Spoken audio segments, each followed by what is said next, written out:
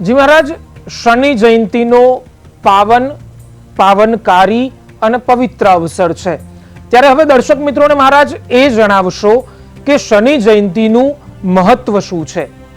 શનિ જયંતી એટલે શનિની સ્પેશિયલ જેઠ મહિનામાં અમાવસ્યાના દિવસે મોટે ભાગે આ જયંતી આવતી હોય છે. આ દિવસે એમ કહેવાય છે કે એમનો જન્મ થયો છે, અને આ દિવસે જો શનિદેવની પૂજા કરવામાં આવે અથવા શનિદેવને રાજી કરવા માટે હનુમાનજીની પૂજા, શનિના મંત્ર છે ઓમ શમ શનૈશ્ચરાય નમઃ, અથવા શનિને તમે ભોગ લગાવો, અડદની વાનગીઓનો ભોગ લગાવો, કાળી વસ્તુઓનો ભોગ લગાવો, અને શનિનું મહાત્મ્ય, શનિનું પૂજન કરવાથી શનિ આપના ઉપર, જાતક ઉપર રાજી રહે છે અને એમને આવતી મુશ્કેલીઓનું નિવારણ થાય છે. જી મહારાજ, શનિ જયંતીનો મંગલકારી અને પાવન અવસર છે, અને શનિ મહારાજ વિશે તો જ્યોતિષમાં પણ ઘણું બધું કહેવામાં આવ્યું છે. આ સિવાય શાસ્ત્રમાં પણ શનિ મહારાજની પૂજા કેવી રીતે કરવી જોઈએ, વિશેષ પૂજા કેવી રીતે કરવી જોઈએ, અને શનિ મહારાજની પૂજાથી કેવા ફળની પ્રાપ્તિ થાય છે, આ બધું જ જણાવવામાં આવ્યું છે. તો મહારાજ, આપને એ જ પૂછવું છે કે શનિ જયંતીના દિવસે શનિ મહારાજની વિશેષ પૂજા કેવી રીતે કરવી જોઈએ, એવી પૂજા કે જેનાથી શનિ મહારાજની કૃપાની પ્રાપ્તિ થઈ શકે, એના વિશે માર્ગદર્શન આપશો. શાસ્ત્ર અનુસાર શનિની મૂર્તિના દર્શન કરવા નિષેધ છે. શનિની મૂર્તિના દર્શન કરવા બિલકુલ નિષેધ છે. મોટે ભાગે કાળા પથ્થર પૂજાય છે, અને કાળા પથ્થર ઉપર એવું કહેવાય છે કે તલનું તેલ અથવા પછી બીજું કોઈ પણ તેલ હોય, એ તેલ ચડાવવાનું મહાત્મ્ય ખૂબ જ વધારે છે, અને અડદની વાનગીઓ પ્રસાદ રૂપે મોટે ભાગે આપવી જોઈએ. અત્યારે તો બધા ઘણા બધા જાત જાતના પ્રસાદ ધરાવતા હોય છે, પણ શાસ્ત્ર અનુસાર અડદની વાનગીઓનો પ્રસાદ, અડદની વાનગીનો લાડુ, અથવા એની કોઈ મિષ્ટાન બનાવેલી વાનગી હોય, અથવા તેલ, એમના જે પથ્થર હોય અથવા એમના ઉપર તેલ ચડાવવાથી શનિદેવ રાજી થાય છે, અને એનું શનિ જયંતીના દિવસે એમનું યોગ્ય ભજન કરવામાં આવે, એમના મંત્રોની સાધના કરવામાં આવે તો શનિદેવ એમના ઉપર રાજી રહે છે. શનિદેવની સામે શક્ય હોય તો સામેથી દર્શન કરવા જોઈએ નહીં જાતકે. એમની વિધિ વિધાન એમના પીઠ પાછળ થતી હોય છે.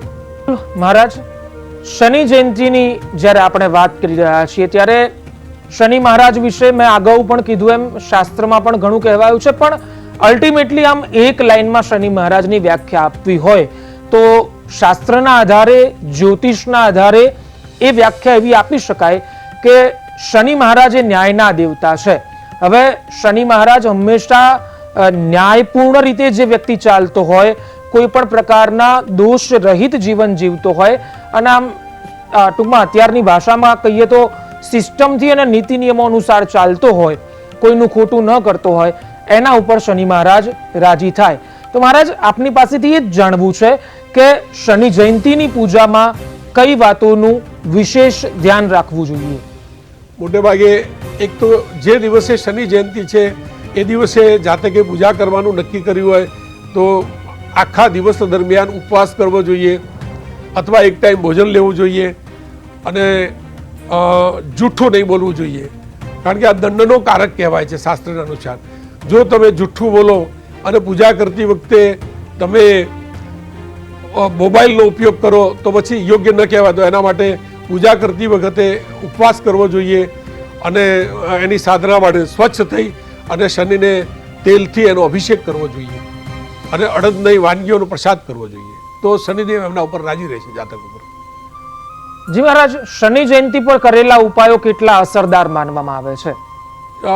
એક તો ઉપાયોની અંદર આપણે પહેલા ચર્ચા કરી ગયા તેમ તેલથી એમનું સ્નાન કરાવવું, બરાબર, એમને પ્રસાદ ધરાવવો, પછી યોગ્ય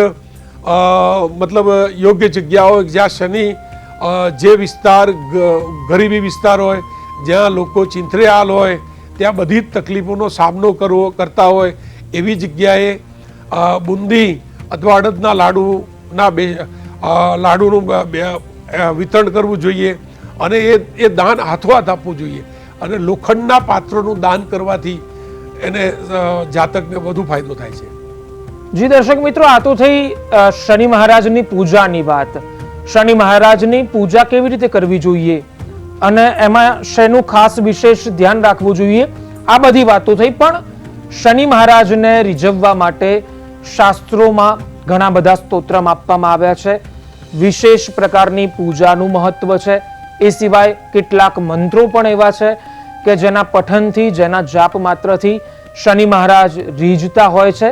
મહારાજ, આપને એ જ પ્રશ્ન કરવો છે કે કયા મંત્રોથી કરવી જોઈએ શનિ મહારાજની પૂજા, અને જો કોઈ વ્યક્તિના જીવનમાં કુંડળીમાં દોષ હોય તો કયા મંત્રોનો જપ કરવો જોઈએ? જી, શનિ માટે શનિ મંત્ર છે, બીજ મંત્ર છે, ઓમ શમ શનિશ્ચરાય નમઃ.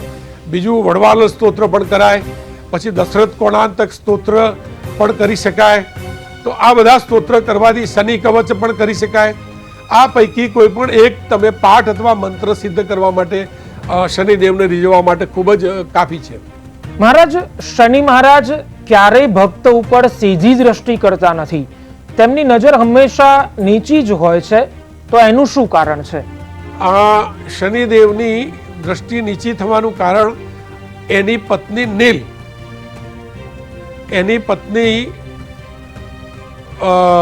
એક વખત એમને ચર્ચા થઈ શાસ્ત્રોક્ત મુજબ કે તમે કોઈના ઉપર દ્રષ્ટિ ન કરો, તો ત્યારથી એમને એમની દ્રષ્ટિ કરવાથી, સામે દ્રષ્ટિ કરવાથી જાતકને, સામેવાળા પાત્રને ખૂબ જ નુકસાન થવાની શક્યતા છે.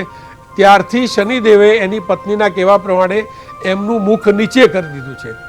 એટલા માટે જ એમનું મુખ નીચે હોય છે. જી મહારાજ, હવે રાશિની વાત કરીએ તો અલગ અલગ રાશિઓ પર શનિનો પ્રભાવ હોય છે. સાડાસાતી કે એ પ્રકારની કોઈ દશા આવે તો એવું કહેવાય છે કે માણસ હેરાન થઈ જતો હોય છે.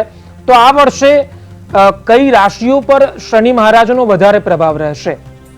અત્યારે શનિ ગ્રહ જે પૃથ્વીથી 75 ગણો મોટો ગ્રહ છે શાસ્ત્ર અનુસાર, અને વૈજ્ઞાનિક દ્રષ્ટિએ જોઈએ તો અત્યારે શનિની પનોતીમાંથી પસાર થયેલી રાશિઓ છે. અત્યારે ગોચરમાં મીન રાશિમાં શનિ અત્યારે ચાલી રહ્યો છે. તો એના પછી મેષ રાશિ અને કુંભ રાશિ અને મીન રાશિ, આ 3 રાશિમાં મુખ્ય પનોતીની શરૂઆત અઢી વર્ષની થઈ ગઈ છે, જે 7.5 વર્ષ સુધી એની અસર રહેવા પામતી હોય છે. જેમ કે લોખંડના પાયે, ચાંદીના પાયે અને સોનાના પાયે, 3 પાયે પનોતી જાતકના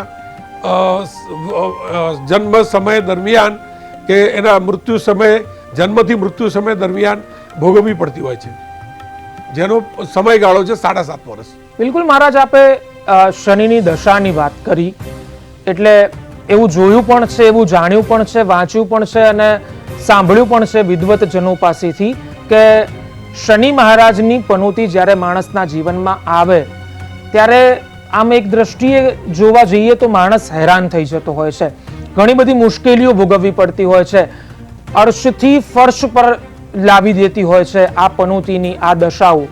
તો અને ઘણા બધા વખત આપણે એવા ઉદાહરણો પણ જોયા છે કે માણસનું જીવન બહુ જ સારું ચાલતું હતું, પરંતુ એક દશા આવી, શનિની દશા, પનોતી જે ગણો હોય એ આવી અને માણસના જીવનમાં ઉઠાપટક શરૂ થઈ ગઈ. મહારાજ, આપની પાસેથી એ જ જાણવું છે કે શનિ મહારાજની આ પનોતી છે, દશા છે, એનાથી બચવા માટે જાતકે કેવા ઉપાયો કરવા જોઈએ? એના માટે બચવાના ઘણા બધા ઉપાયો છે. એના માટે એક તો સિદ્ધ છે હનુમાન ચાલીસા. દર શનિવારે હનુમાન દાદાના મંદિરે આકડ 21 લવિંગના ફૂલની માળા અથવા આકડાના ફૂલની માળા જો હનુમાનજીને ચઢાવવામાં આવે તો શનિની તકલીફોમાંથી જાતકને સારું મુક્તિ માટે સારું પરિણામ મળતું હોય છે.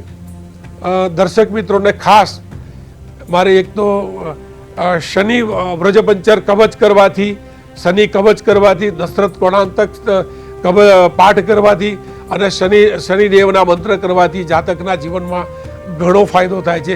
અને વિશેષ તો હનુમાનજીનું આ શનિદેવ માટે ખૂબ મહત્વનું છે. જો જાતક હનુમાન ચાલીસા નિત્ય એની અનુકૂળતા, આમ તો 108 વાર હનુમાન ચાલીસા શનિવારે કરે તો જાતકને શનિની પનોતીમાંથી સારો એવી મુક્તિમાંથી એને ફળ પ્રાપ્ત થતું હોય છે. જી બિલકુલ દર્શક મિત્રો, પ્રદેશ 24 ગુજરાતીની આ વિશેષ રજૂઆત શનિ જયંતી ડર નહીં, ન્યાયનો દિવસ. શનિ મહારાજ એ આમ સીધી લીટીમાં જે વ્યક્તિ ચાલતો હોય, શુદ્ધ ગુજરાતીમાં બધાને સમજાય એવી ભાષામાં કહીએ તો સીધી લીટીમાં નીતિ નિયમોથી કોઈ પણ પ્રકારના કોઈ પણ વ્યક્તિને પરેશાન કર્યા વગર, કોઈને નડ્યા વગર, ન્યાયથી, પદ્ધતિથી અને નીતિ નિયમોથી જે વ્યક્તિ ચાલતો હોય, કોઈનું ખોટું ન કરતો હોય, કોઈના પ્રત્યે ઈર્ષા, દ્વેષ, ભાવ, આ બધું ખોટા પ્રકારના ભાવો ન રાખતો હોય અને ધર્મમાં, સનાતન હિન્દુ ધર્મમાં જે પદ્ધતિ બતાવવામાં આવી છે જીવન જીવવાની, એ પદ્ધતિથી, નીતિ નિયમોથી જે વ્યક્તિ ચાલતો હોય એને શનિ મહારાજ ક્યારેય પરેશાન કરતા નથી.